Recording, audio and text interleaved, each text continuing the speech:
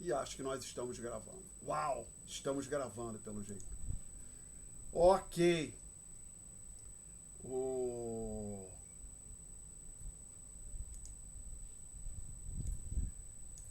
Nós estávamos no tópico 6, se não me falha a memória. Os senhores me corrigem se eu estiver errado. Entramos aqui. Falamos do fechamos a aula, encerramos a aula de quarta-feira falando do efeito Fischer. Então hoje vamos falar dos custos da inflação. Então vamos lá. O que eu estou querendo dizer? Como eu tinha falado no começo desse tópico, a inflação parece ser uma coisa bem ruim. Por exemplo, ela tem impactos políticos. Por exemplo, a queda da inflação gerou um grande capital político para o então candidato Fernando Henrique Cardoso, para o grupo político dele. Foi um ônus para o ex-presidente dos Estados Unidos, Jimmy Carter, que foi o primeiro presidente após a Segunda Guerra que disputou a reeleição e não ganhou. Então a inflação tende a ser muito mal vista pelas pessoas.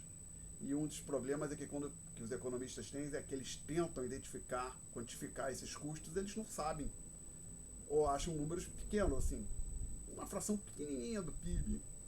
Enquanto, como é que pode uma fração pequenininha do PIB ter tanto impacto político como a gente vê? Então é alguma coisa em aberto, como a gente mencionou aqui no começo desse tópico das notas de aula. A identificação e mensuração dos custos da inflação é uma questão em aberto. Vamos falar, apesar disso, vamos falar mais um pouquinho desses custos. Ou seja, por que a inflação gera ônus para a sociedade, visto como uma coisa ruim? Primeiro deles, a queda no poder aquisitivo não é um desses custos. Que às vezes pensa, não, a inflação é ruim porque a gente perde poder aquisitivo. Não necessariamente. Vamos lá, para devagar com dó. Primeiro, o que seria perda de poder? Se tem, pensar assim, o seu salário real, mas assim, chamado salário nominal, está fixo, R$5.000, e tem inflação, o poder de compra do salário vai caindo. Então tem perda de poder aquisitivo das pessoas. Bom, mas por outro lado, quem está na outra ponta pagando salário está ganhando, então, né? Então,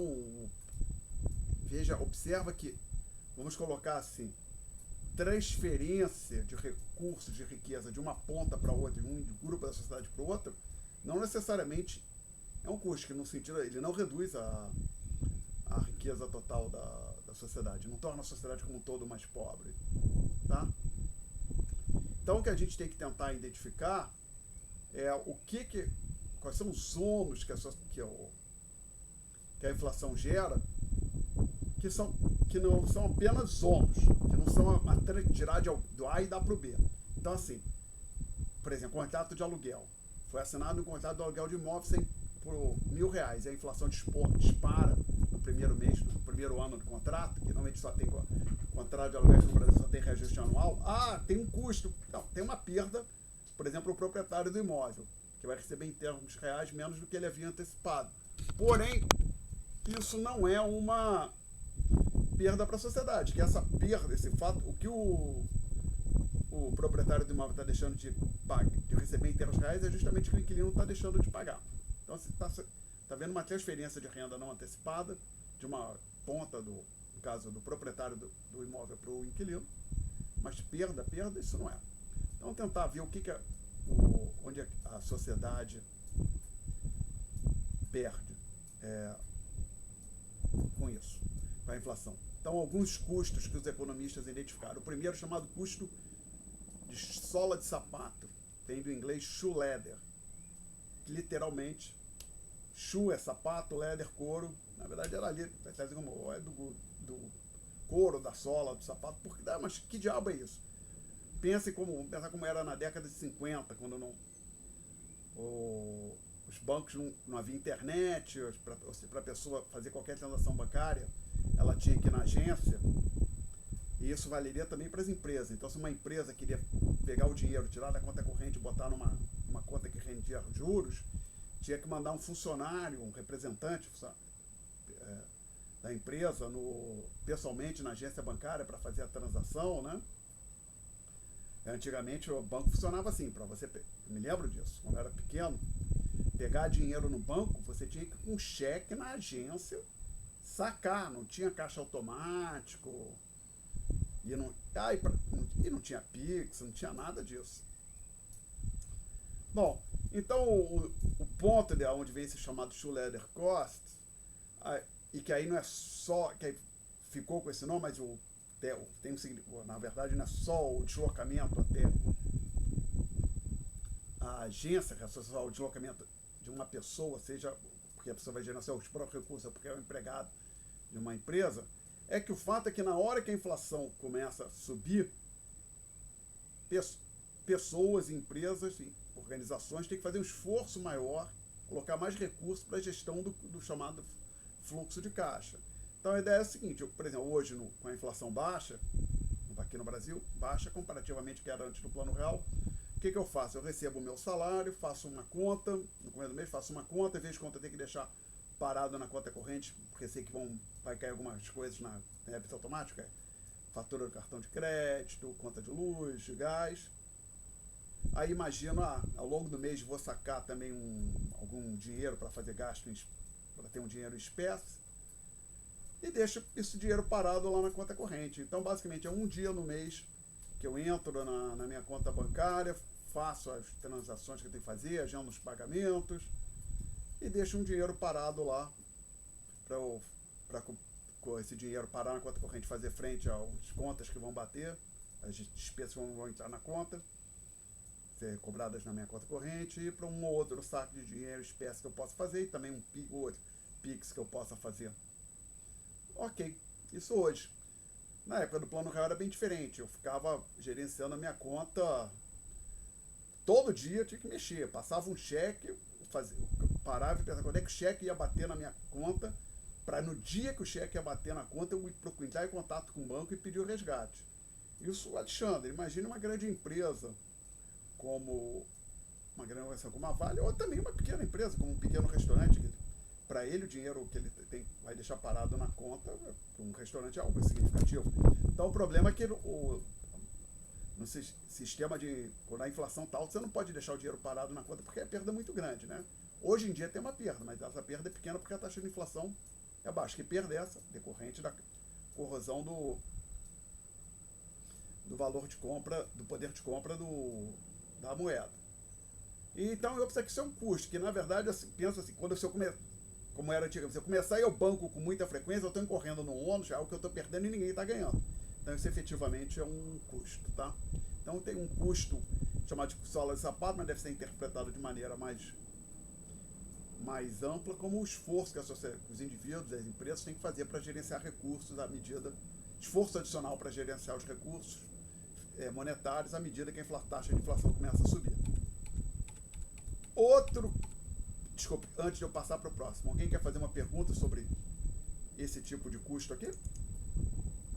Não? Então vamos em frente. Custos de menu. Literalmente de cardápio, que alguns dizem. Isso é uma coisa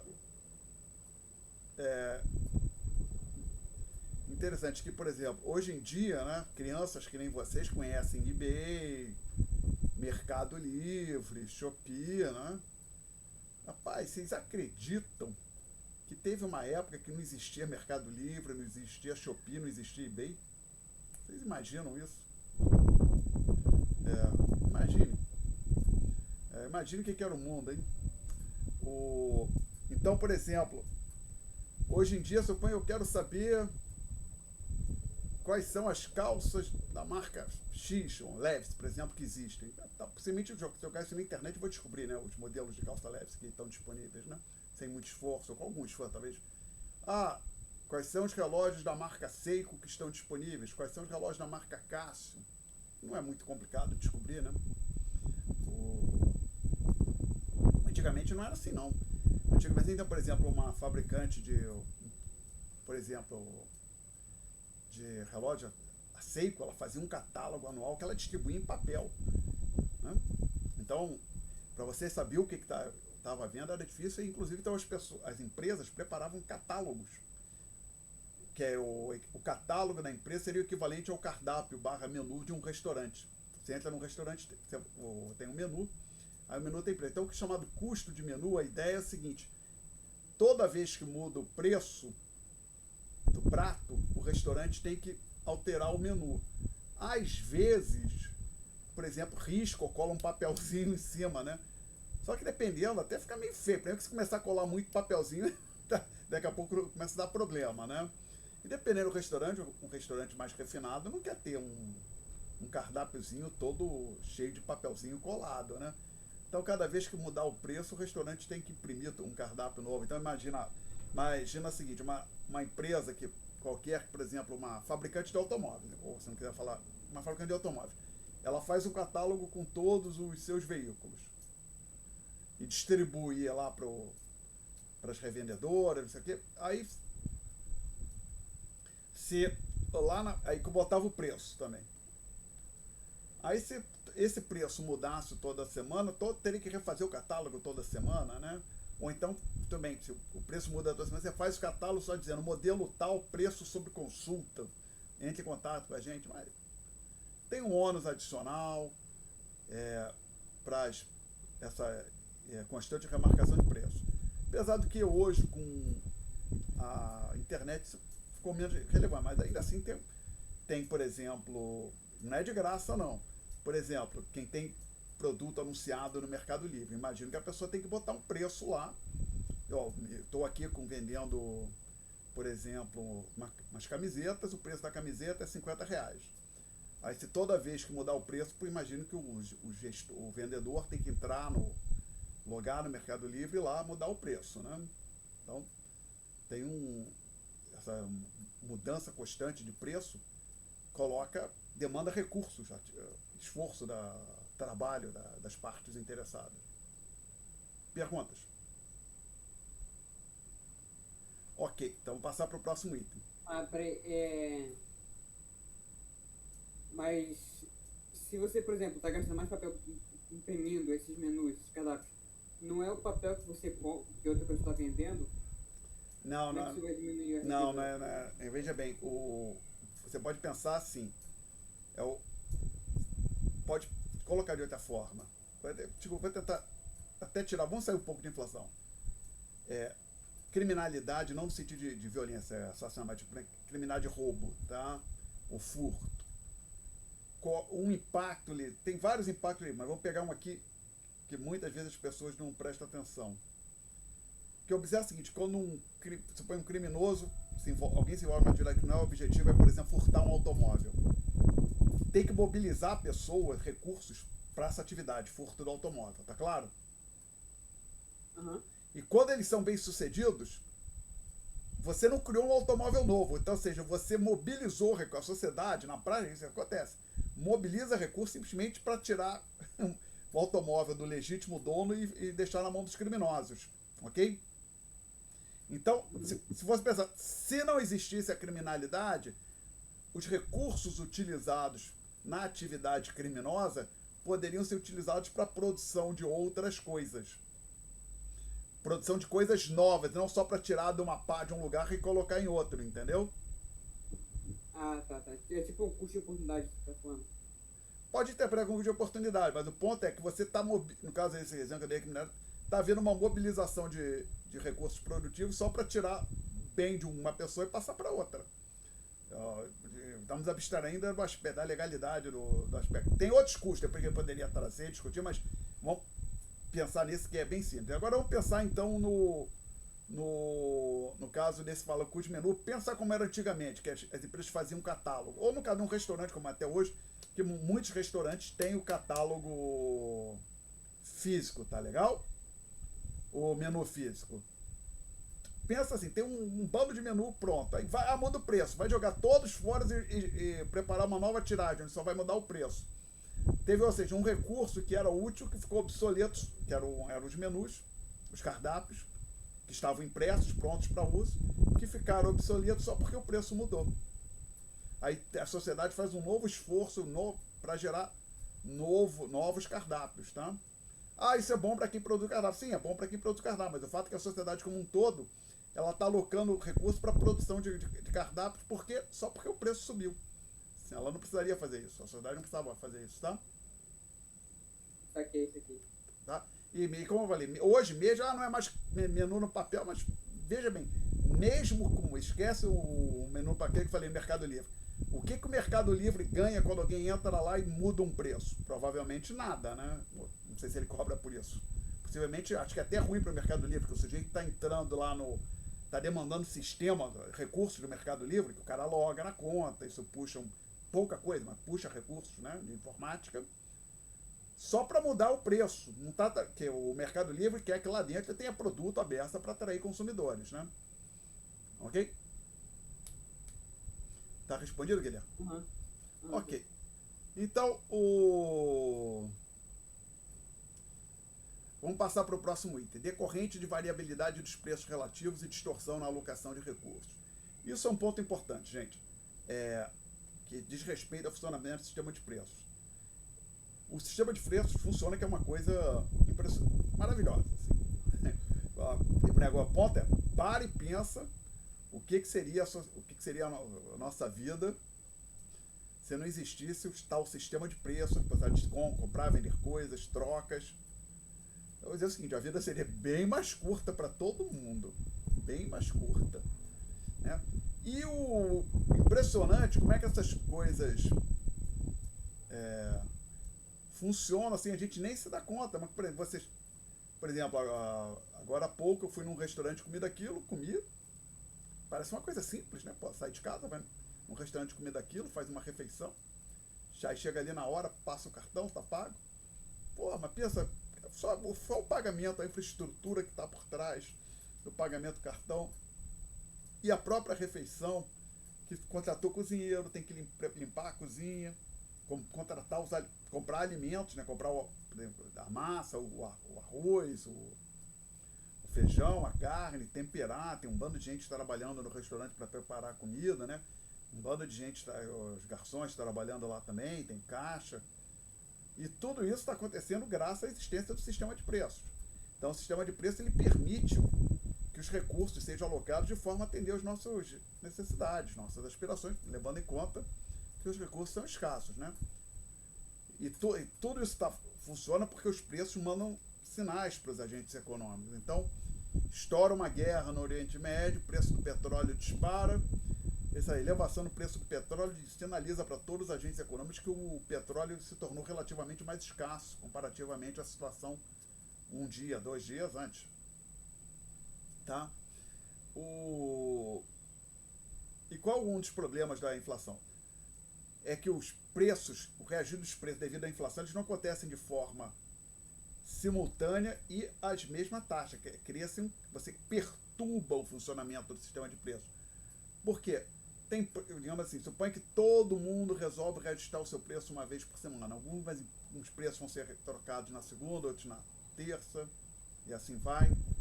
Aí supõe que a inflação na média é de 10%. Aí alguns preços sobem 12%, outros sobem 7%, outros sobem 15%. As coisas, você começa a perturbar o funcionamento do sistema de preços. Isso tende a gerar ineficiência, atrapalhar a alocação dos recursos. Isso é um custo para a sociedade. Perguntas, senhores? Não? Então vamos para o próximo ponto. Aí ela tende a gerar, adicionalmente a inflação tende a gerar distorções no sistema tributário, que também gera ineficiência. Por quê? Pensar na aplicação financeira. Antes do plano real, se não me falha a memória, você pagava imposto sobre o rendimento real das aplicações financeiras. Depois do plano real, passamos a pagar sobre o rendimento nominal. Então, se você compra um CDB, coloca R$1.000 num CDB no começo do ano, num dado dia, e dali a um ano você recebe 1.100, você vai pagar imposto em cima dos 100. Mas suponha que a inflação tenha sido de 8%. Ora, a correção de 8%, aplicando 8% em cima dos 1.000, você estaria falando de 1.080, né? Então o rendimento real é apenas 20, né? Mas você paga imposto de cima de 100, tá? Então você começa a pagar imposto, inclusive, em cima de uma renda que, na verdade, você, em termos reais, você não teve. Teve uma renda nominal, mas teve uma renda nominal de 100. Mas, na verdade, 80 foi só correção correção devido à inflação. O juro efetivo, os juros reais são só 20, né? Então,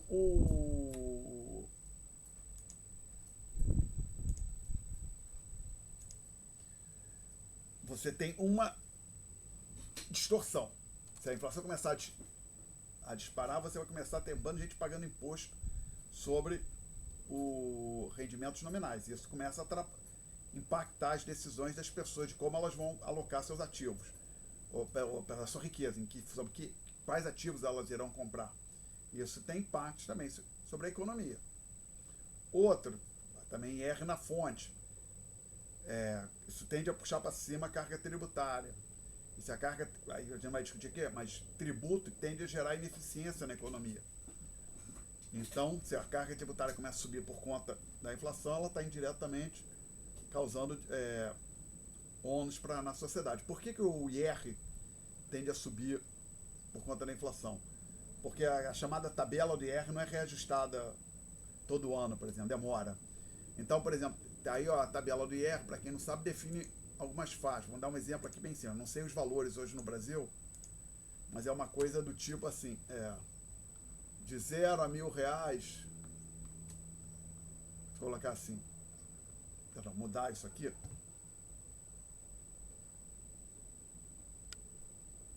Quero apagar aqui.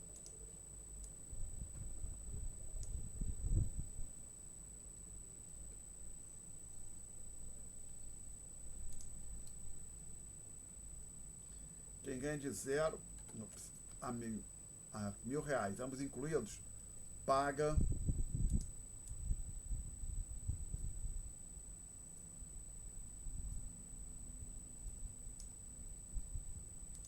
0%. Ele tem isenção, renda mensal até R$1.000 e está isenta.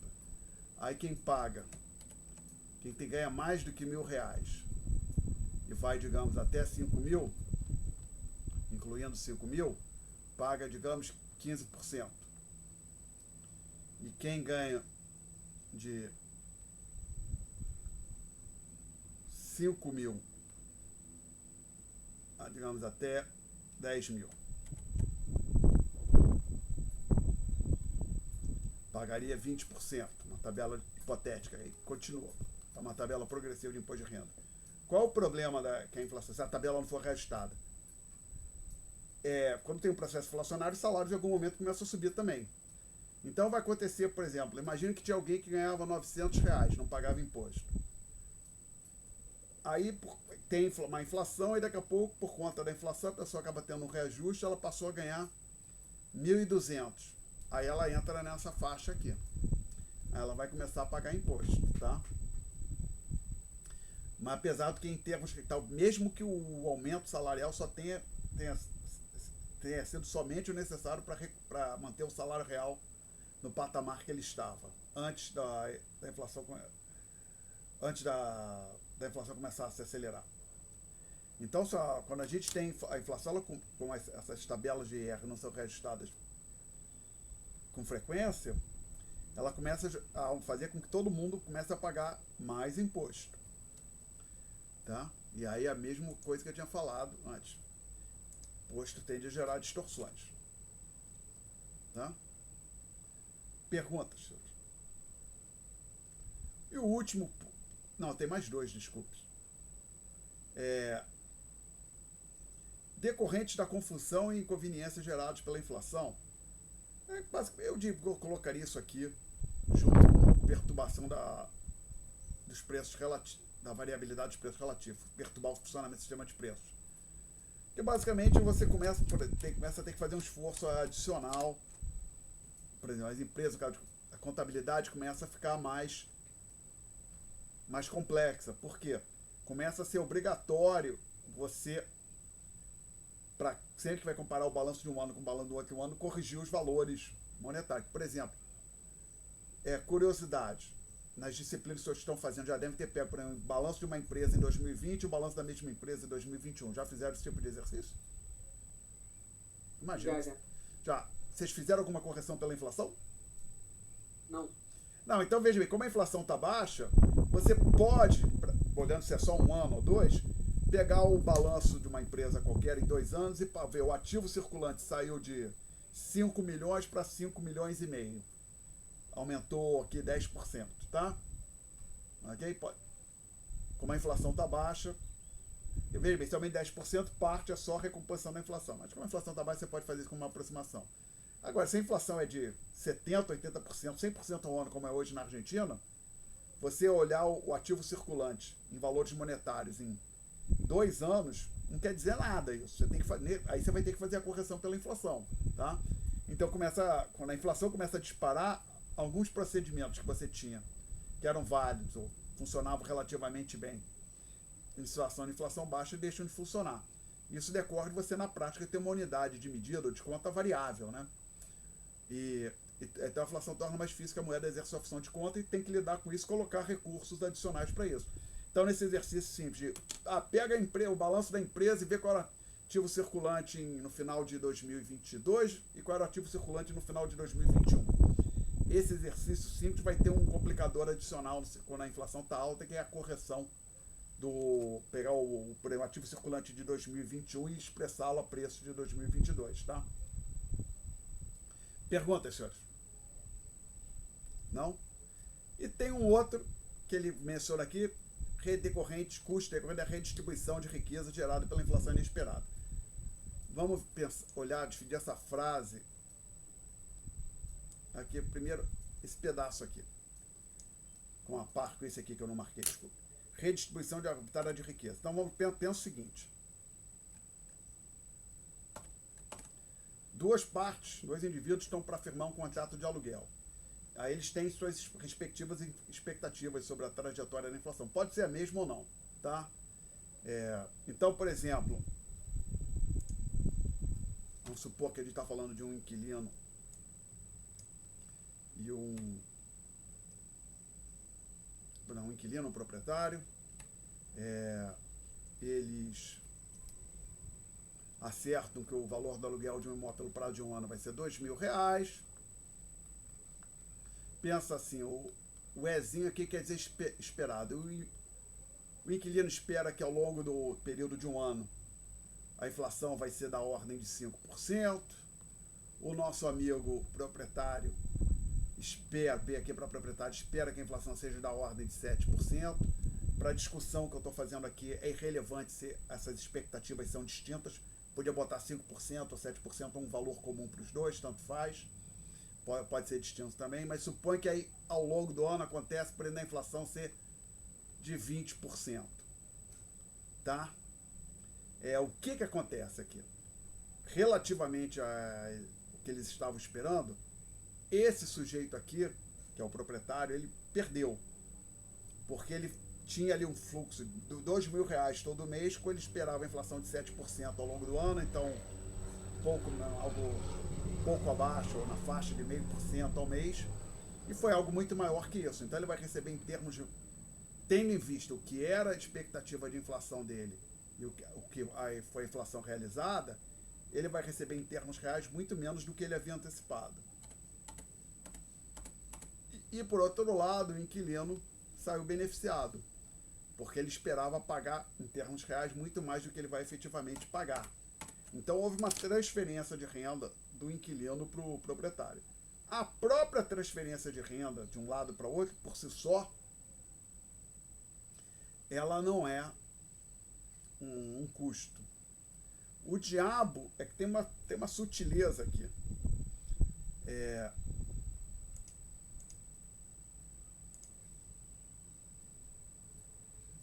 Se a inflação começa a subir demais, e tende a ficar mais variável, pode acontecer de pessoas começarem querendo um alugar.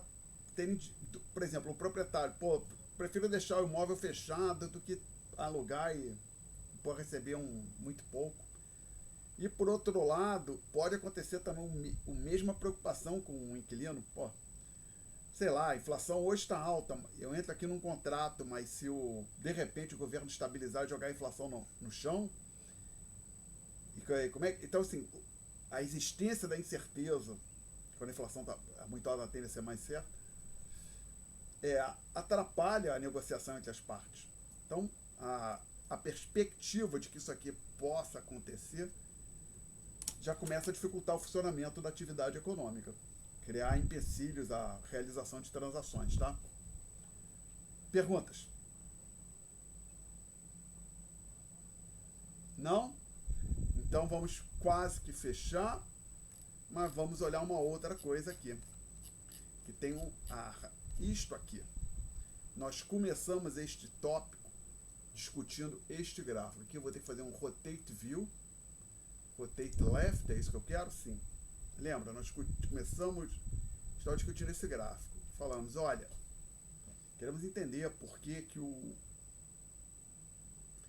o nível, lembra, cheio, IPCA, pontilhado, base monetária, estudo em escala logarítmica, por que os dois andaram juntinhos assim? Continuaram juntinhos, mas depois começaram até a separar um pouco, né? Para a gente entender, então, exatamente o que aconteceu, eu vou recorrer à equação quantitativa, que eu vou escrever ela aqui.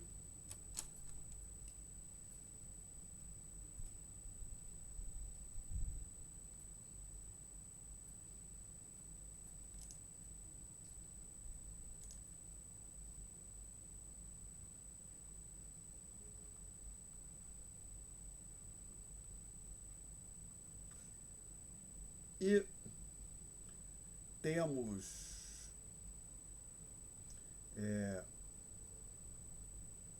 uma outra versão, quer dizer, usamos essa equação para chegar que aparece nas notas de aula sobre o número 1. Vamos lá, o que diz o número 1? A expressão número 1 que está... vou pegar no papel, senhores. Desculpe, porque senão tem que desfazer a rotação. Tem aqui no papel, escreva nos quadros. A expressão número 1 que aparece na página 3.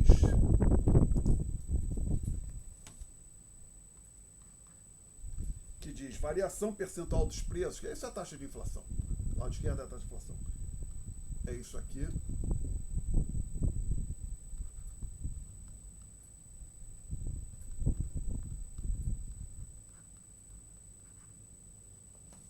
Tá? Aí vamos tentar usar isso. Variação percentual do M. Aqui faltou uma letra, M. A quantidade de moeda que diz na economia.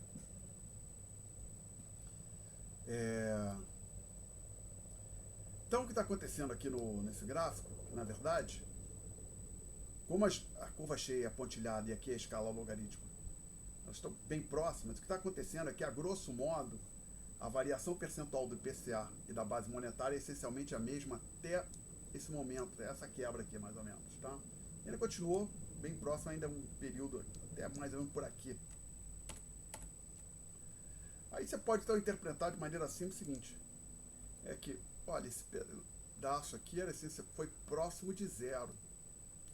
Então você tinha algo ali, com a moeda e preço andando quase que o crescimento de 1 ponto na quantidade da moeda correspondia a 1 ponto no crescimento dos preços, 1 ponto a mais de inflação.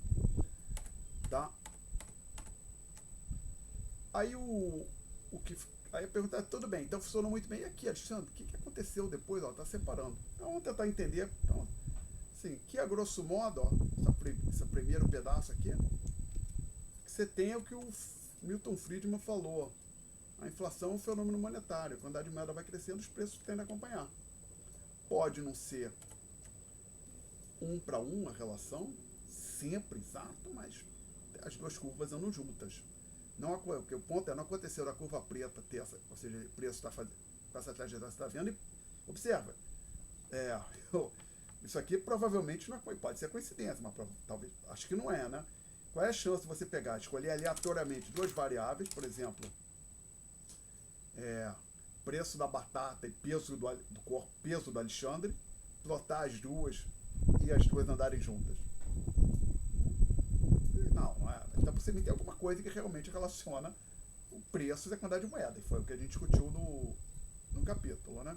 Que o ponto supõe que em tese você poderia ter os preços seguindo a linha preta e a base monetária ter ver esse caminho que eu vou tentar desenhar aqui, só que não estou conseguindo, hein?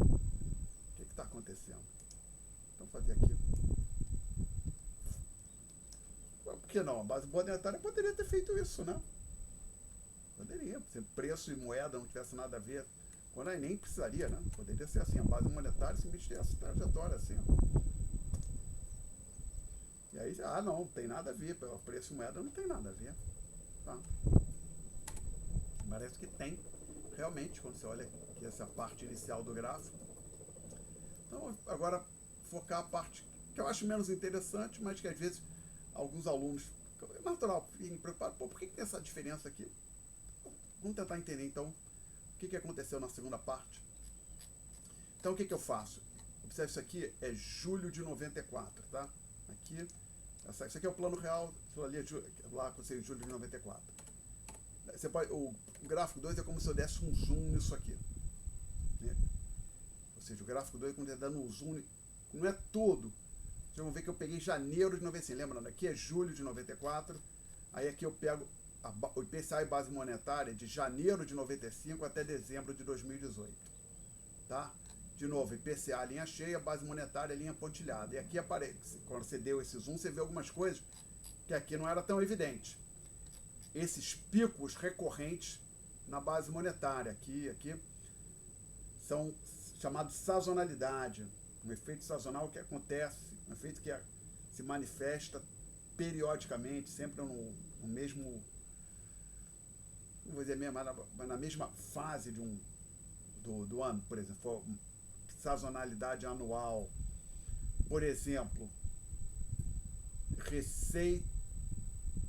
fluxo de turistas às cidades da região do lago. Já sabe que no carnaval é maior, né? Então tem uma sazonalidade. Não vai ser exatamente que o carnaval, na verdade, é um feriado chatinho, né? Que ele troca de poses de dia de um ano para o outro, né? Mas o fato é que, independente de quando cai o carnaval, na data do carnaval você tem um pico de turistas chegando nas cidades da região do lago, do Rio de Janeiro, tá? Outra, assim, também essas cidades da região dos lagos do Rio de Janeiro, imagino que tendam a receber mais turistas no verão do que no inverno, né? Perguntas? Por verão, por causa da temperatura, e também é período de férias, né? Então, esses picos aqui, normalmente, se for olhar, esse aqui é no 13, ó. Aqui 13.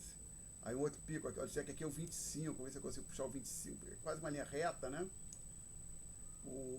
Então tá aqui, ó, é a cada 12 meses.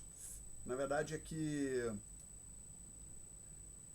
sempre é 12, 24, aqui 37, está batendo por aqui. É que tradicionalmente em dezembro o Banco Central efetua uma expansão da base monetária, coloca mais moeda na economia, por conta de ter 13º, as empresas terem mais necessidade de capital de giro. Então, tradicionalmente, o Banco Central coloca mais moeda na economia no final do ano, tá? Perguntas até aqui. E agora aqui, o interessante, que olhando para esse gráfico, você vê não tem uma relação 1 para 1 preço-moeda. Então, por exemplo, aqui a moeda está subindo e descendo, mas o preço não oscila bem menos que a base monetária, a linha, o IPCA, né?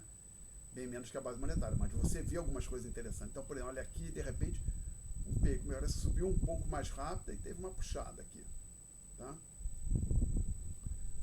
Bom, então isso, a gente quer entender o que está... Por que está abrindo essa diferença? Aí a gente vai usar a teoria quantitativa, de novo. Aí que o truque aqui, senhores, só pegar aqui no papel, eu tenho uma coisa aqui no papel, sem ter que, para poder ver, sem ter que trocar a página que a gente está exibindo ali. Já sei o que eu quero fazer, desculpe. Peço que os senhores olhem para isso aqui. Pode olhar para essa equação. Ou eu prefiro, para essa discussão que a gente vai ter, lembra, essa equação 1 vem da equação quantitativa, reescrever a equação quantitativa desse modo, ou seja, isolar o P. Então, dizer que o P é igual a M sobre Y vezes V. Tá? Então, por simplicidade, vamos assumir que o V é constante. Se o V for constante, o P vai ser determinado pela razão M sobre Y. Tá claro? Então, assim, para deixar, quando você olha para a equação quantitativa, não é bem que o preço segue o M. Se você assumir que o Y e o V são constantes, você que isto aqui é zero, isso é zero, aí P, em termos percentuais, os preços seguem a quantidade de moeda. Ok. Mas, na verdade, não é bem isso. Tá? E isso, assim, a gente tem que olhar para o M sobre a fração M sobre Y, assumindo que o V é constante. Então, vamos colocar assumir que o V é constante e vamos tentar, ao invés de trabalhar com M, trabalhar com um indicador do que seria o M sobre Y. E quem lembra que é o I? M é a quantidade de moedas. Isso a gente tem. Y é o PIB.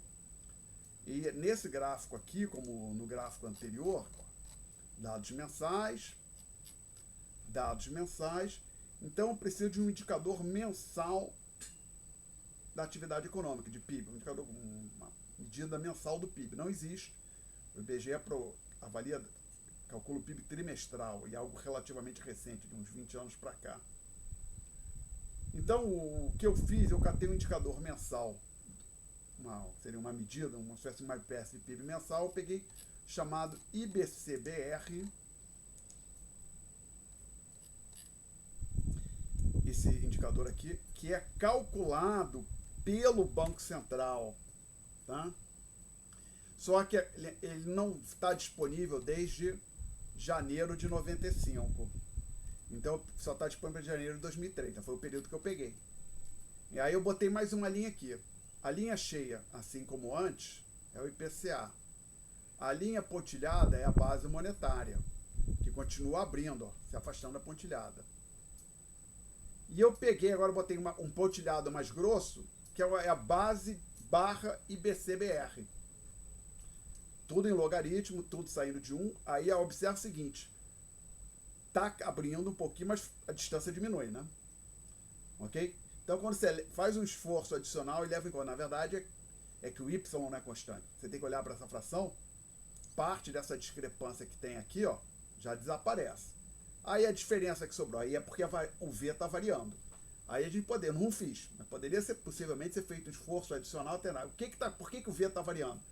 É a taxa de juros que subiu, desceu, que sim. Porque observa o seguinte, quanto maior for a taxa de juros nominal, maior a perda que as pessoas têm em carregar moeda. Porque a taxa de juros, quando eu carrego, deixo um dinheiro R$1 parado na carteira ou na conta corrente, eu abro mão da taxa de juros nominal. Se a taxa de juros nominal começa a subir, por exemplo, então eu deveria querer me livrar da moeda mais rápido. Então eu poderia tentar modelar ou entender o comportamento do V, olhar para a taxa nominal de juros, olhar para indicadores ou possíveis inovações tecnológicas. Aqui vai só até 2018, então o PIX é irrelevante. Mas verificar se aqui surgiu alguma facilidade, ficou mais fácil usar, por exemplo, cartão de débito, alguma coisa desse tipo, tá? Por exemplo, percentagem dos estabelecimentos que aceitam cartão de débito e assim vai. Ok? Perguntas? Você pode explicar de novo o que é IBCBR? O IBCBR é um indicador de atividade econômica calculado pelo Banco Central do Brasil. Você pode interpretá-lo, explicar como se fosse um indicador, uma estimativa do PIB mensal, tá? Tá. Mas como eu falei, é calculado pelo Banco Central, não é calculado pelo IBGE. O PIB é calculado pelo IBGE, que calcula o anual e o trimestral, tá? Tá, IBC acho que é índice do Banco Central, indicador do Banco Central, tá? Mais perguntas, gente? Não? Aí quando você divide o IPCA por essa taxa, fica basicamente a mesma curva, né? Eu tô vendo que os picos são iguais também, né? Os picos são iguais. Aquela sazonalidade do M continua. Que o IBCBR não tem sazonalidade, tá? Então você tem uma sazonalidade vamos lá. Podemos voltar aqui. O M tem uma sazonalidade, mas o Y não tem. Então a fração M sobre Y tem a sazonalidade. Aparece aqui, tá? Esse pico que está aqui é na mesma data que esse pico aqui. Ok? Tá? Mais perguntas, gente? Ok, então nós tivemos aí uma pincelada do mundo da economia, sua teoria monetária. Nós vamos passar para o próximo tópico. Tópico 7. Introdução ao balanço de pagamentos. Ih, professor, calma aí, deixa eu pegar o bagulho. É, Eu tava só focando no tópico 6, vou pegar aqui o... calma. Então, quando você pega, eu já vou dando uma só. Vamos lá. O que é esse tal de balanço de pagamentos? O balanço de pagamentos é assim, é um instrumento contábil, o instrumento de registro que os economistas utilizam para manter, em inglês, keep track, ou seja, para acompanhar as transações dos residentes de um país, por exemplo, dos brasileiros com os estrangeiros, que você vai falando do Brasil, né? No livro do Menkel, ele tem uma versão muito simplificada. Se este aqui fosse um curso de introdução à economia para alunos de economia, eu daria apenas a versão simplificada do Menkel, porque quando a pessoa faz graduação em economia, em algum momento, no terceiro, quarto, quinto semestre, vai ter um curso no qual ela vai discutir com mais detalhe o balanço de pagamentos. Tá? O problema é que os senhores não vão ter esse curso, então a gente não seria correto, que no meu modo de ver, que os senhores vissem apenas a versão simplificada, que é muito simplificada do Menkel. Então a gente vai fazer um esforço, vamos sair do livro do Manual do Menkel, vamos discutir algumas coisas aqui que eu peguei do livro-texto dos Mário Henrique Simons e Rubens Penha Cisne. Mário Henrique Simons já faleceu, era professor da Fundação Getúlio Vargas, o Rubens Cisne é professor da Fundação Getúlio Vargas até hoje. Aqui embaixo tem a referência e vamos discutir então uma versão mais detalhada. Peguei dali e outros cantos também, tem um bando de coisa aqui para a gente discutir.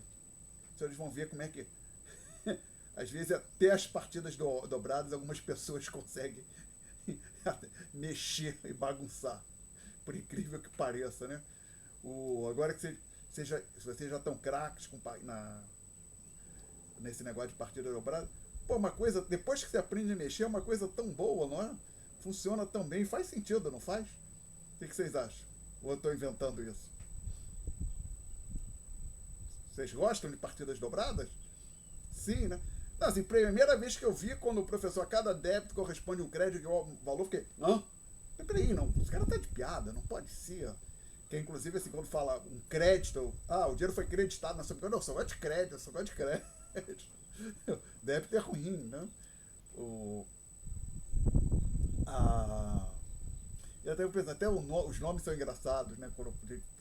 Por que um é cartão de crédito e outro é cartão de débito, né? Assim, estranho. Mas o fato é que depois que você aprende a ver qual é a lógica do sistema de partida, para funciona muito bem. Faz bastante sentido e é muito útil, tanto que o mundo inteiro, até onde eu sei, utiliza isso, né? Mas algumas pessoas foram lá e me fizeram uma bagunça que vocês vão ver mais à frente, tá? Então, então vamos lá. Capítulo 8 do Menkel. O que ele tem lá de balanço de pagamento é algo muito simplificado. A gente tem que ter algo mais completo. Então vamos começar com a coisa mais completa, depois a gente volta para o manual do Menkel. Então, de acordo com esses dois autores, o balanço de pagamento consiste no registro sistemático das transações entre residentes e não residentes de um país durante um determinado período de tempo. Por exemplo, um ano ou um mês. Então você vai olhar o balanço de pagamentos do Brasil em 2017, o balanço de pagamentos do Brasil em janeiro de 2022. Tá? Que nem o PIB, vai ter que definir um período de tempo para avaliar. Aí a segunda, um ponto que esses dois autores mencionam é que a expressão pagamentos talvez não seja mais apropriado, o nome talvez não seja o melhor, pois transações como doações também são registradas no BP. BP que aqui é a abreviatura para balanço de pagamentos. Então o que eu estou dizendo é o seguinte, está tendo conflito lá, Israel, faixa de Gaza, aí alguém manda, um país manda arroz, faz uma doação de arroz. O país que doa o arroz, tá? Não recebe pagamento por isso. O país que registra que faz a doação vai registrar isso no seu balanço de pagamentos. E o país que recebe a doação deveria registrar isso no seu balanço de pagamento. Não é só esse caso da guerra, não. Suponha que, por exemplo, tem um terremoto em algum lugar, num pequeno país do Caribe. Aí o Brasil manda doa alimentos para esse país, registrado no balanço de pagamentos do Brasil, vai ser registrado no balanço de pagamentos do país beneficiário. Tá? Perguntas? Então, depois a gente vai ver como é feito o registro dessas doações. Os seguintes agentes são considerados residentes de um país. Veja, ele fala que transação de residentes e não residentes. Então, tem que ter pelo menos uma ideia de quem são esses residentes e não residentes. Pessoas físicas com residência física. Então, é o caso do Brasil. Todos nós somos residentes do Brasil. Inclusive estrangeiros que estão permanentes. Então, assim, supõe que tenha um senhor dono de uma padaria que veio de Portugal, está aqui há 40 anos, mas não pediu cidadania brasileira, mas ele é residente do Brasil. Tem algum refugiado venezuelano que veio para o Brasil de vez, está radicado aqui, não pediu a cidadania brasileira, é residente do Brasil. Funcionários em serviço no exterior. Ah, sim. O embaixador brasileiro em Paris, por exemplo, está lá, que esteja lá há 5 anos, é residente do Brasil. Ou seja, todos os brasileiros que estão trabalhando nas representações diplomáticas no exterior são residentes do Brasil. Ah, mas se a embaixada do Brasil em Pyongyang, na Coreia do Norte, o Brasil tem uma embaixada lá, não sei se está aberto, mas tem, contratar alguém da Coreia do Norte para trabalhar na embaixada, aí é residente da Coreia do Norte, mas o embaixador brasileiro em Pyongyang é residente do Brasil. Viajantes que estão temporariamente no exterior são residentes do seu país de origem. Então, um brasileiro vai passar uma semana visitando Londres, ele continua sendo residente do Brasil. Americano veio passar o carnaval aqui no Rio de Janeiro, residente dos Estados Unidos. Pessoas jurídicas sediadas no país são residentes do país, inclusive filiais e sucursais de empresas estrangeiras. O Volkswagen do Brasil, residente do Brasil. Ford do Brasil, a Ford acho que saiu do Brasil, não sei se ainda tem alguma coisa, mas se tiver ainda, residente do Brasil. Uma empresa como a Vale, que é brasileira e está aqui, residente do Brasil, tá? Um pequeno restaurante ali perto do FRJ, residente do Brasil. Perguntas? O que eu fico na dúvida é... Essas regras valem por ponto de vista de qualquer país do mundo ou é específico do Brasil? A princípio deveriam ser regras uniformes para todos os países. Agora, como é que vai ser aplicado é porque não é tão simples, porque tem um grau de ambiguidade. Vou dar um exemplo. Por exemplo, estudante. Por exemplo, supõe que um brasileiro sai daqui e vai fazer um curso de inglês daquele de imersão lá nos Estados Unidos por 45 dias. Ele é residente do Brasil e dos Estados Unidos. Não é residente do Brasil. Mas se alguém que vai fazer doutorado, são 4, 5, 6 anos, e inclusive consegue, nesse período que está lá, um emprego na universidade, como assistente de ensino. Ele é residente do Brasil ou dos Estados Unidos? Talvez acabe... Veja bem, inclusive que a comunicação não é perfeita. De novo, a gente cai na mesma coisa que aquela discussão que a gente tem quando está falando do PIB. Para apurar isso perfeitamente, teria que ter um Big Brother mundial monitorando todo mundo e tomando decisões centralizadas, até para dizer, por exemplo, põe um brasileiro, como foi meu caso, quando eu estava nos Estados Unidos estudando. Eu era residente do Brasil ou dos Estados Unidos. Realmente não sei te dizer. Talvez fosse tenha sido residente dos dois, o que não deveria ser. Por quê? Porque eu tinha e mantive o meu CPF aqui no Brasil e eu tinha um chamado Social Security lá nos Estados Unidos, que eu paguei imposto lá nos Estados Unidos também. Então talvez eu tenha sido tratado por lá como residente, né? Tá? Então pode haver uma faixa de ambiguidade nisso, tá? Perguntas, senhores? Bom, então, aí eu digo que a penúltima página deste documento contém a estrutura geral do BP versão BPM 6. Versão BPM 6. Já tive. Já houve várias. Né? Pelo menos 5, né? Estamos na 6. BPM, se não estiver confuso, quer dizer Balance of Payments Manual. Vamos dar uma olhada nessa última página. Penúltima página, desculpa. A última página são dados do Brasil para o valor de pagamento.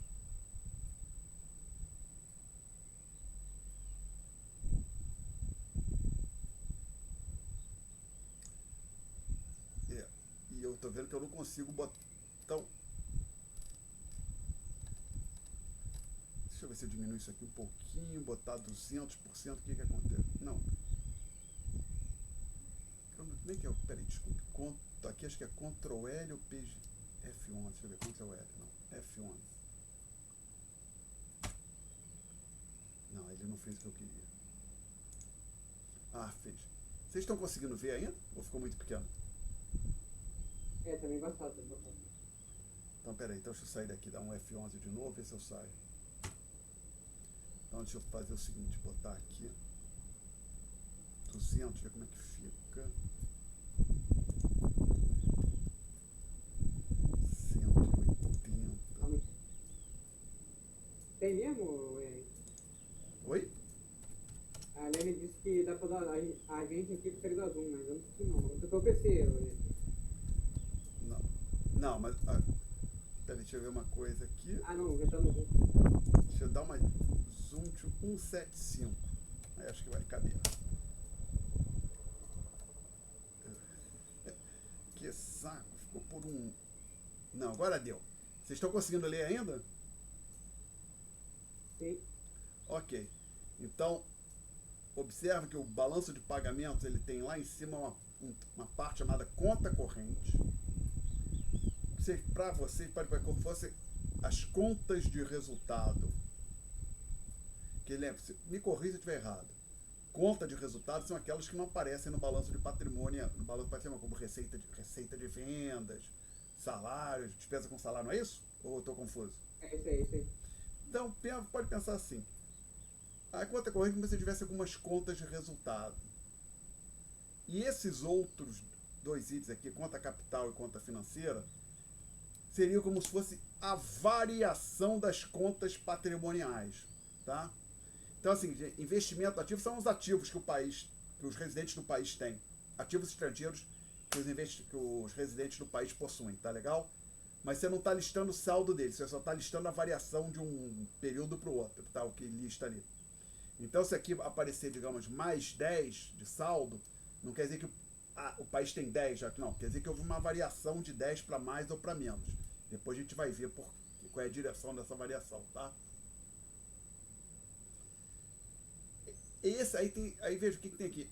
Tem aqui ações de empresas estrangeiras que brasileiros possuem. Se o brasileiro possui dinheiro numa conta no banco em Nova York, deveria ser listado aqui. Investimento passivo, então estrangeiro que comprou ação de empresa brasileira, isso fica listado aqui. Aí derivativos, que poderiam ter a parte derivativos que os brasileiros possuem no exterior, derivativos que os estrangeiros possuem no Brasil.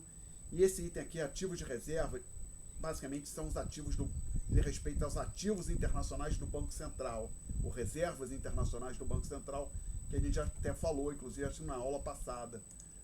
A gente chegou a abrir o balanço do Banco Central, tá? E tem esse último item aqui embaixo, erros e omissões. Erros e omissões aparecem aqui porque vocês vão ver que a apuração está longe de ser perfeita. E eu já posso dar um exemplo para os senhores. Por exemplo, a importação de bens, boa parte dela o governo não fica sabendo o que aconteceu direitinho, porque é tributado, né? Aí isso é registrado pela Receita, que vai informar, acaba passando a informação para o Banco Central. Quem apura o balanço de pagamento no Brasil é o Banco Central. Mas muitas coisas entram no Brasil e não são tributadas, passam ali pelo... A pessoa compra alguma coisa no eBay, já aconteceu comigo, comprei alguma coisa no eBay, veio de fora do Brasil, entrou, veio pelo correio e não foi tributado. E aí a Receita realmente não vai não vai avisar o Banco Central, então uma mercadoria que eu não tributei, imagino que não, né? Mas, por outro lado, o Banco Central possivelmente fica sabendo que tem uma despesa no administrador do meu cartão de crédito, ele vai avisar o Banco Central, olha, esse camarada aqui fez um pagamento para o eBay, tá? Aí, e aí o Banco Central tem ali uma informação num pagamento, mas não sabe muito bem do que se trata, né?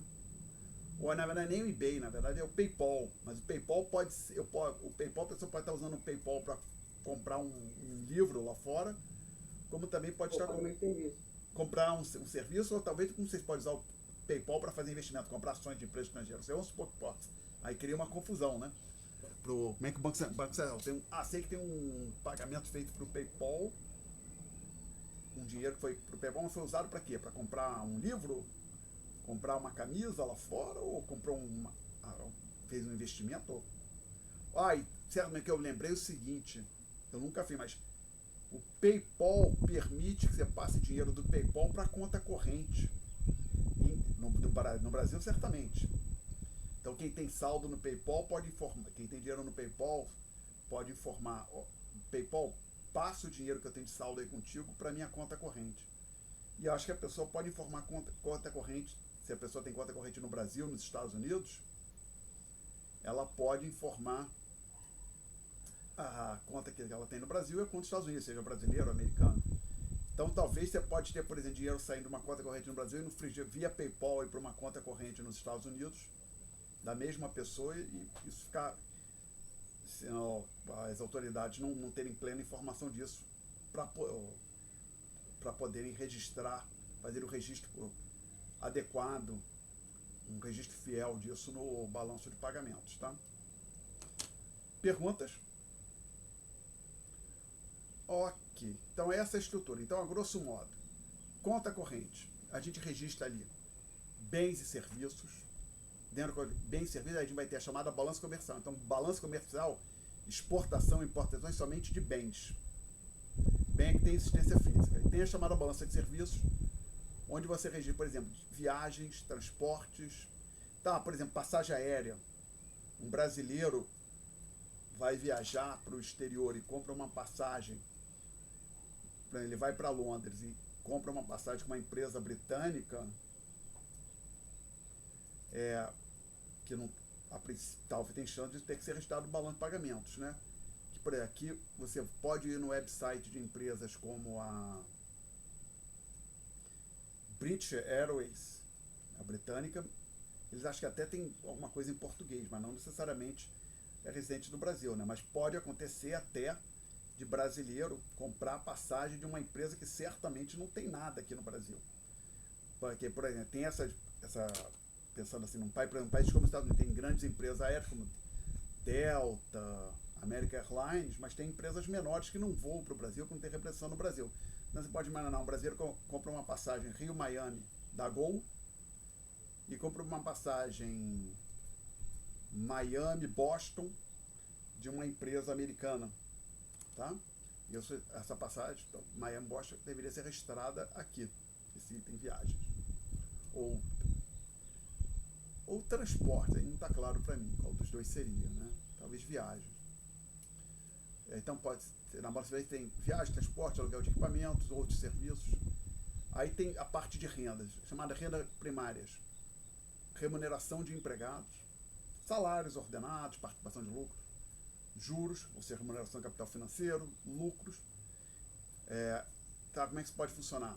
Por exemplo, em algum momento, a Volkswagen que está operando aqui no Brasil, Volkswagen no Brasil, remete lucros para a matriz no exterior. Isso deveria ter um registro aqui. Dividendos, então, por exemplo, um americano tem ações da Petrobras, recebe dividendos, deveria haver um registro aqui. Um brasileiro tem ações da Microsoft, que é uma empresa americana, recebe dividendos, deveria haver um registro aqui.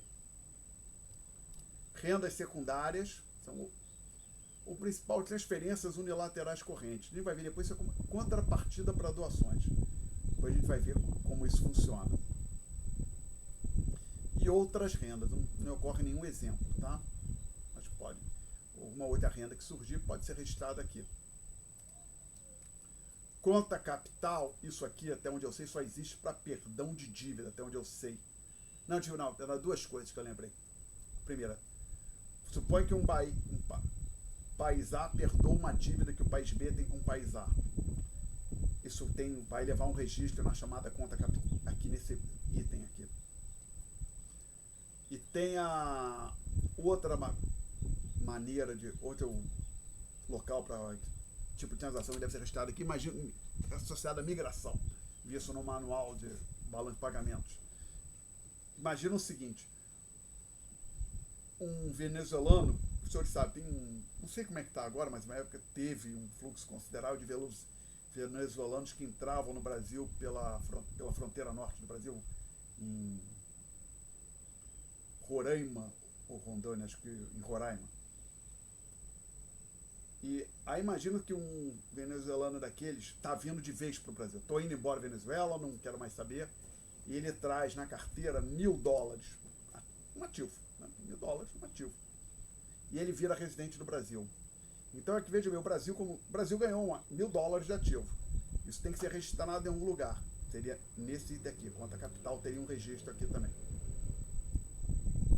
Tá? E aí a conta financeira, por exemplo, quando tem uma exportação, vai ter um registro aqui, e digamos assim, o brasileiro exporta um bem, recebe o pagamento em espécie, para facilitar a discussão. Ele acumulou moedas, tem que ter uma contrapartida, que vai ser nesses investimentos ativos. Tá? Perguntas, senhores? Não? Então vamos continuar avançando. Vamos ver o que acontece aqui nas notas de aula.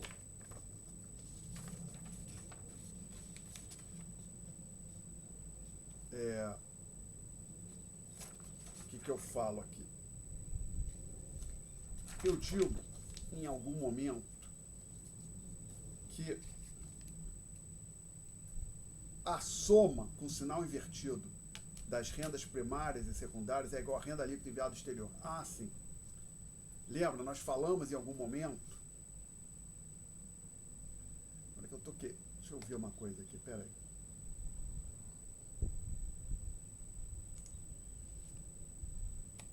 Eu não estou querendo sair daqui, quero deixar os dois aqui. Abrir o mesmo PDF em mais de um lugar. Eu sei que isso é possível, mas não no mesmo programa. Então tem que trazer um outro programinha aqui. Felizmente, por exemplo, o Firefox, ele aceita abrir PDF.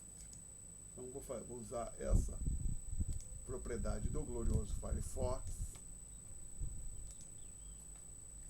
para fazer isso. Vou deixar o balanço de pagamentos ali no leitor de PDF, mas bota aqui no Firefox as notas de aula. E aqui a gente pode aumentar um pouquinho. Cadê o zoom desse aqui? Talvez aqui. Ok. Então eu digo o seguinte, senhores, a soma com sinal invertido das rendas primárias e secundárias é igual à renda líquida enviada ao exterior. E lembre que no tópico nós discutimos a expressão PNB igual a PIB menos renda líquida enviada ao exterior. É exatamente, ou seja, esse sujeitinho aqui, ó. Esse camarada aqui é justamente isso que está sendo falado aqui. Isso aparece lá no balanço de pagamentos. Ou seja, soma isso aqui, isso é a renda líquida que o Brasil recebe do exterior. Então a renda líquida enviada ao exterior é a soma desses dois itens com sinal invertido. E que do jeito que é feito, é que, basicamente, quando o brasileiro recebe uma renda, o brasileiro recebe um salário pago por uma empresa estrangeira, registra aqui com sinal mais. Uma empresa brasileira paga um lucro, um juro para uma empresa estrangeira, isso é registrado aqui com sinal menos. Tá? Então, aquilo que a gente chamou anteriormente de renda líquida enviada ao exterior, e sim, isso mesmo, que a gente viu lá no tópico 1, a renda líquida enviada ao exterior. A renda líquida enviada ao exterior é essa soma aqui com sinal invertido. Continuar avançando. Não, esse está aqui. Agora, não é esse. Isso, só que agora tem coisa demais aqui, eu estou confuso. Eu fechei o Firefox? Parece que sim. Não, ele está aqui. Ah, já entendi o que é o seu com danadinho. Ele fica lá para a esquerda, é isso. Ok. Aí, de conta capital, já falei, utilizada para registro de perdão de dívidas e transferências de capital, por exemplo, de migração. por motivos didáticos, adotaríamos na exposição que se segue a convenção para a utilização de sinais mais e menos, em vigor até a versão 5 do BPM, né? Versão BPM 5. Então, aquela que está lá é 6. Posteriormente, no momento que discutimos os dados brasileiros disponíveis na última página do documento, falaremos como os sinais são utilizados na versão atual. Também é uma coisa impressionante. Aí eu digo, vale ressaltar que a questão dos sinais é particularmente relevante para entender como o BP é contabilizado. Ela é bem menos relevante para a análise quando o BP já estiver apurado. Mas para a gente entender, é melhor utilizar a versão 5. E realmente é uma coisa impressionante. Você imagina assim, bom, a convenção, né, usual, até onde eu sei,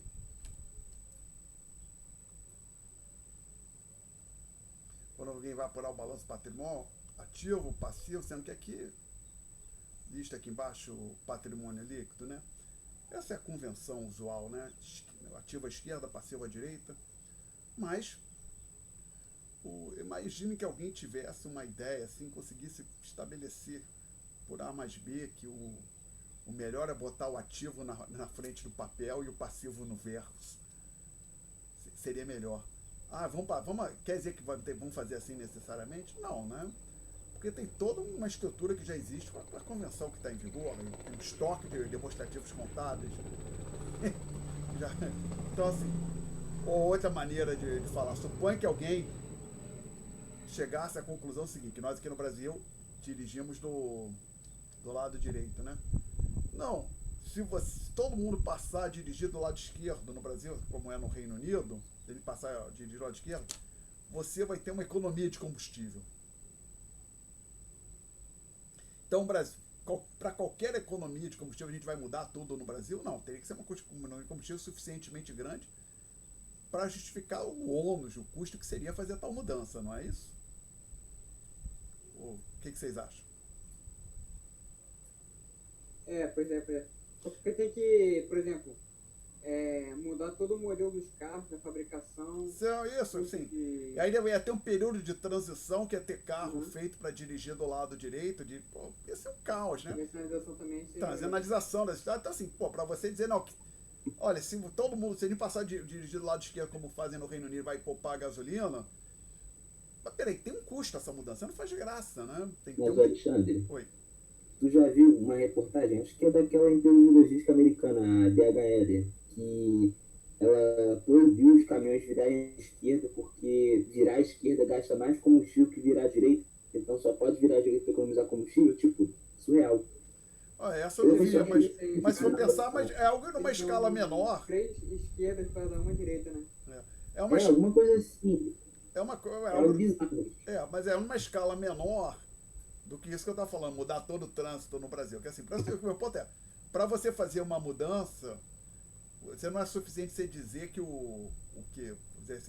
que o novo sistema que você está propondo, nesse caso aí falou de trânsito, vai te trazer uma economia de combustível. Tem que levar em conta o custo da mudança, né? A complicação que vai ser. Então, assim, agora contabilidade. Se alguém chegar falando, tem uma maneira melhor de apresentar o balanço patrimonial, mas o ganho é mínimo. Aí, não vai mudar nada, eu continuar fazendo o jeito que está feito. Tem cursos feitos, livros textos feitos, todas as empresas que já fizeram os seus demonstrativos, entidades fizeram demonstrativos contábeis, tem um histórico imenso de demonstrativos contábeis feitos dessa forma, né, que eu esbocei aqui no quadro, né. Então, o que vocês vão ver é o seguinte, que quando em algum momento que passou da versão 5 para a versão 6, alguém teve a ideia de mudar uma convenção de sinal, bizarro, assim, mas talvez se fizer mais sentido a nova convenção, provavelmente tinha toda uma estrutura, os dados antigos, feitos com a outra convenção, né, estranho, mas posso fazer, não sou eu que decido isso, né. Então vamos lá, vamos primeiro trabalhar com a convenção da versão 5, que didaticamente é mais fácil trabalhar com ela. Então vamos lá. Então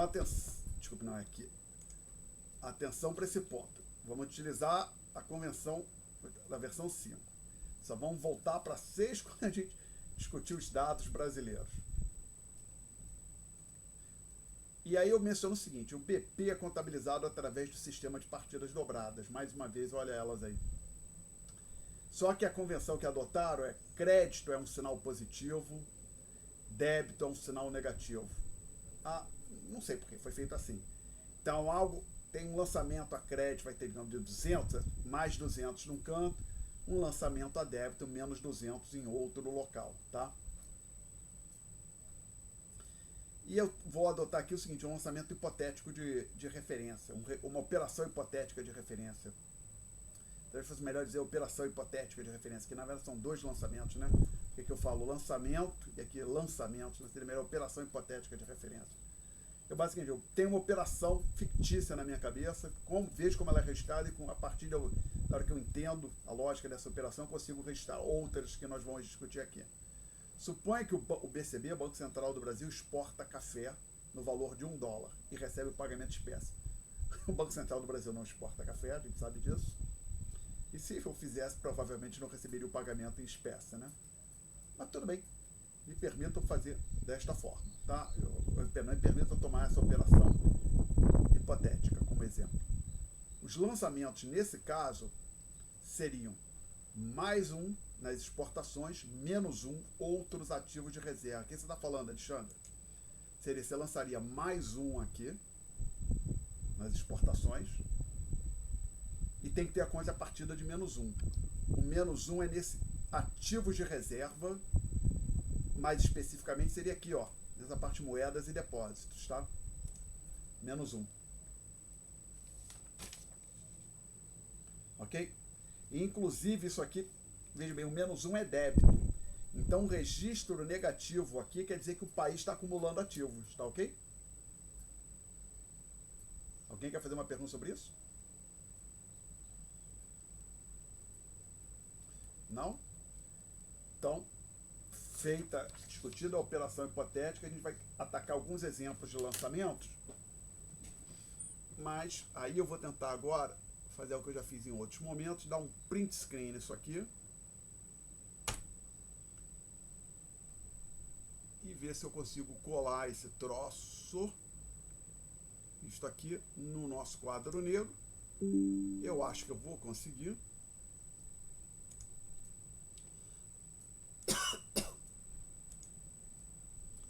E aí eu vou registrando as operações aqui.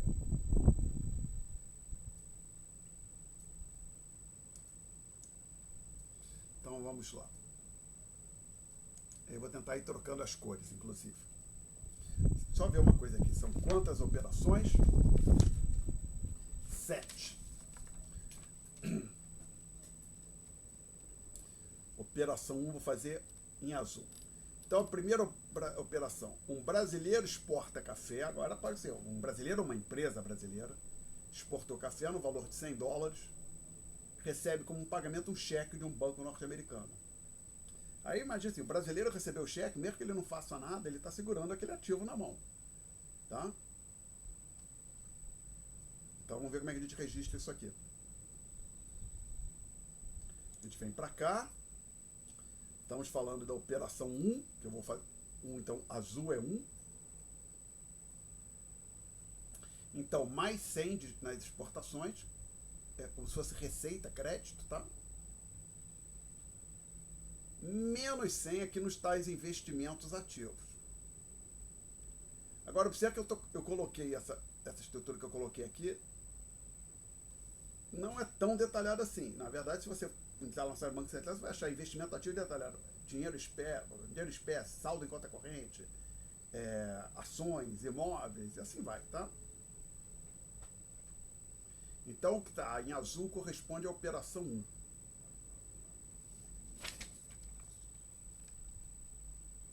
Perguntas?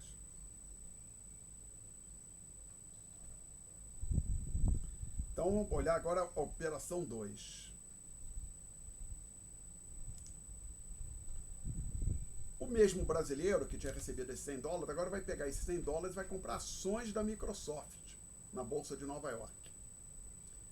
Lançamento, mais 100 investimentos ativos, menos 100 investimentos ativos. Vamos fazer aqui o registro. Não é aqui, é aqui. Não, também não é aqui, é aqui. Desculpe. Aí a gente vai trocar a cor, vamos botar aqui o vermelho.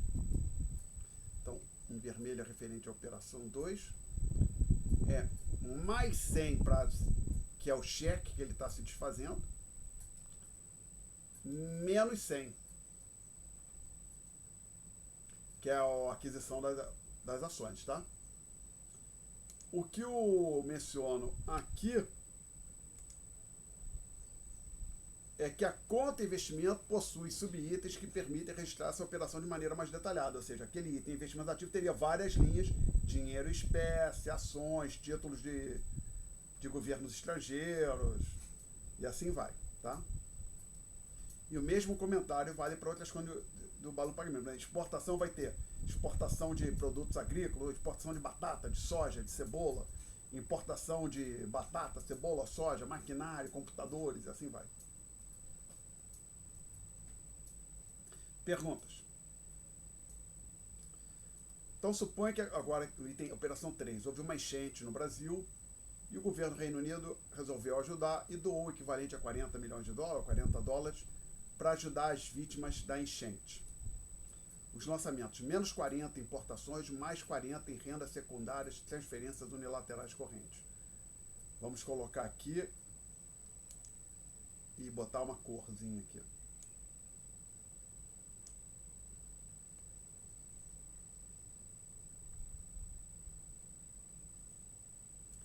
Mais 40, não, desculpe, menos 40 importações, mais 40 aqui.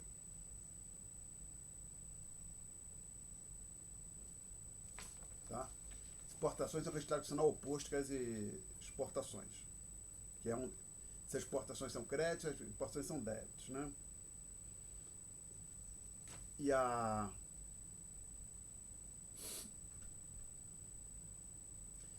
então observe o seguinte: não houve entrada de dinheiro no Brasil, então não tem registro aqui na parte chamada conta financeira. O Brasil não pagou por isso.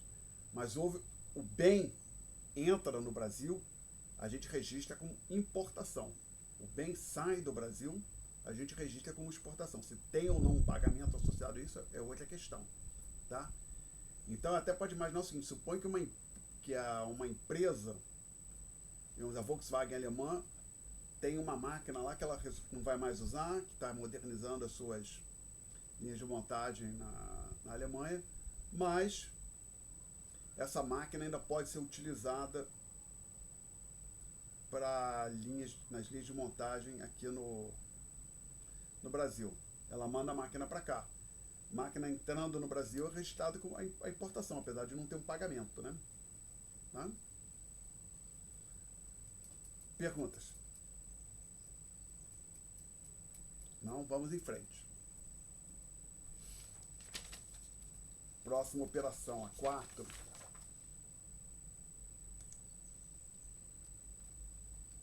O Banco Central do Brasil obtém um empréstimo de 500 junto ao FMI.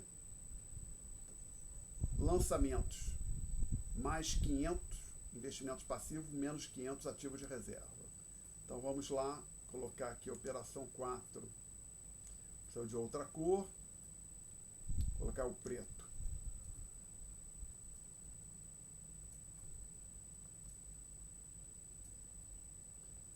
Então, Banco Central pegou empréstimo.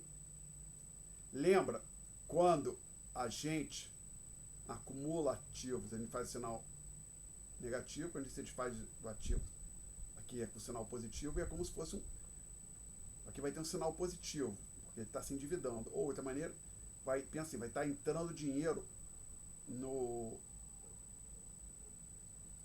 na conta que o Banco Central tem junto ao FMI. Pode interpretar assim, menos 500 aqui. Aumentou a disponibilidade do Banco Central. Aí o mais 500 é aqui.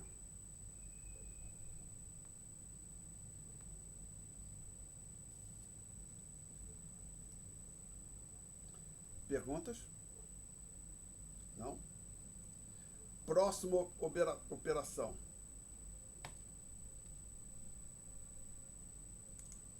É a 6.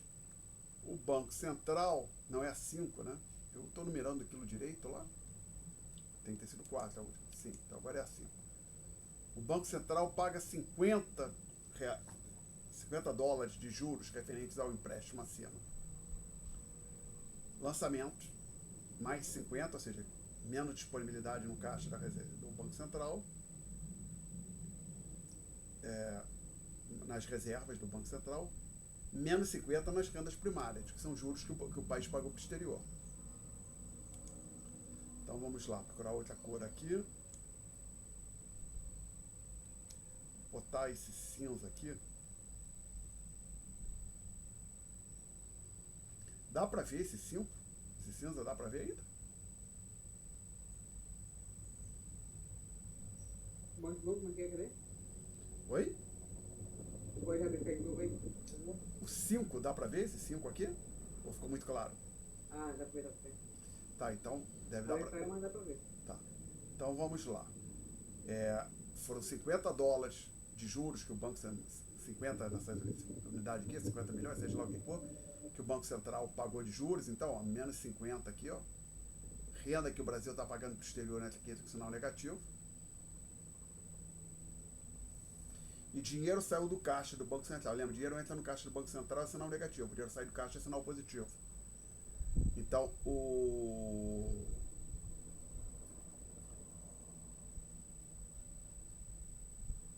ouro monetário, direitos especiais de saque, acho que outros ativos de reservas, aí teria que ser mais especificamente nesse moedas e depósitos aqui, ó.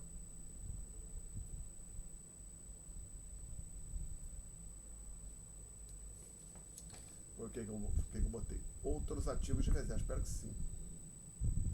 Eu falei aqui reservas da autoridade monetária, teria que ser nesse ativo de reserva, não tem que ser outros ativos de reserva.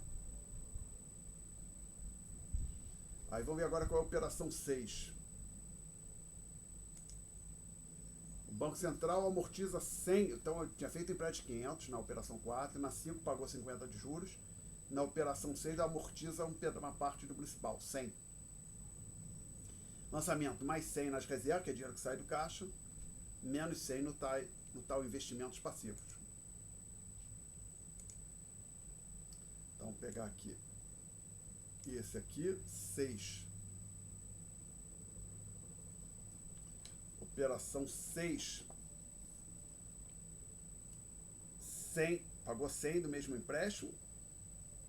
Ou seja, essa dívida de 500 começou a ser amortizada. Ela entrou ali com sinal positivo, agora um sinal negativo. E um sinal positivo aqui nos outros ativos de reserva.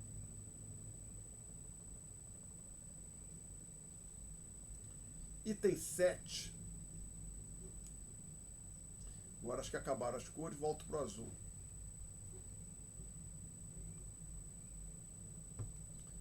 Operação 7. Um francês compra 80 dólares de ações de empresas brasileiras negociadas na Bolsa de São Paulo. O pagamento é efetuado através de uma transferência bancária intermediada pelo Brasil. Então, um francês procurou uma instituição financeira lá na França, disse: quero comprar a ação de uma empresa brasileira, dessa empresa aqui, que é da Vale, ou de uma outra qualquer, ou da Petrobras. Pega aqui o dinheiro, providencia comprar essas ações, aí a instituição francesa entra em contato com o Bradesco, que atua como intermediário na transação, e na prática, eu penso assim, o Bradesco se torna proprietário dos euros. Tá? E aí o lançamento. Pensa o seguinte: dinheiro entrou na mão do Bradesco, agora tem 80 dólares, ou equivalente a 80 dólares em euros na sua mão. O balanço de pagamento é registrado em dólares, tá? Apurado em dólares. Então, ó, menos 80 aqui das disponibilidades adicionais em moeda estrangeira do Bradesco. O mais 80 é que o estrangeiro está acumulando ativos brasileiros nesses investimentos passivos, tá? Aí eu menciono aqui, se você... Só conferir se eu registrei certo onde eu queria. Sim. Essa operação pode ser decomposta em duas. É como se o primeiro, o francês trocasse os euros por reais com o Bradesco, ou seja, o Bradesco atuasse como um operador de câmbio, entrega os reais, em seguida o francês utiliza os reais para comprar as ações, tá? Poderia pensar ter esses dois passos, apesar do francês nem perceber que isso está acontecendo, que basicamente vai acontecer. O Banco Central vai receber o Banco Central brasileiro vai receber os euros, vai fazer uma conta, ver quanto aquilo vale em reais e usar os reais para comprar o que ele puder comprar de ações. Okay? Alguma pergunta? Até então? Vocês podiam ter me avisado que tinha passado da hora, hein? Não me dei conta. Acabou a aula já, né? Ou eu tô confuso?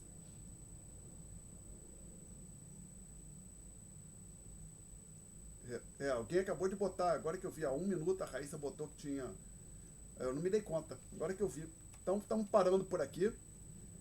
Quarta-feira, aula remota, então. Aí a gente retoma aqui, né? Desculpe, senhores. Quando isso acontecer de novo, me avise, seja no presencial ou no remoto. Acho que é mais comum me enrolar no remoto com horário, tá? É que a aula estava muito boa, por isso você não percebeu ali, tá? Ok, gente. Peço desculpas pelo atraso, por não ter me dado conta. Próxima aula, então, remota, e a gente vê o que vai acontecer com as aulas da semana que vem. A gente se fala, então. Opa, eu tenho que parar a gravação.